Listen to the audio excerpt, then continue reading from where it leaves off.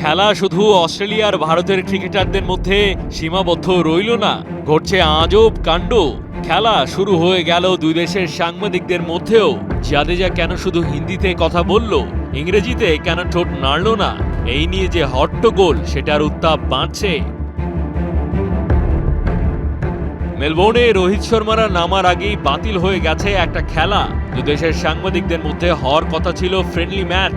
সেখানে ভারত আর অস্ট্রেলিয়া টিমের মিডিয়া ম্যানেজারেরও খেলার কথা ছিল, তবে জাদেজার ইস্যুতে ম্যাচটা বয়কট করেছে ভারতীয় সাংবাদিকেরা। অস্ট্রেলিয়ার মিডিয়াম্যানদের অভিযোগ, ইচ্ছে করে ইংরেজিতে প্রশ্নের জবাব দেননি জাদেজা। কুটচালটা চেলেছেন টিম ইন্ডিয়ার মিডিয়া ম্যানেজার। সেই ঘটনার জেরে দুই দেশের সাংবাদিকদের মধ্যে যে সাদামাটা ম্যাচ সেটা বয়কট করতেও গুটি চেলেছেন সেই একই মিডিয়া ম্যানেজার। পেশাগত ভুল বোঝাবুঝিকে জাতীয় ঝামেলা বানানোকে বাড়াবাড়ি বলছেন ক্রিকেট বিশ্বের অনেকে। মাহদি হাসান, ৭১।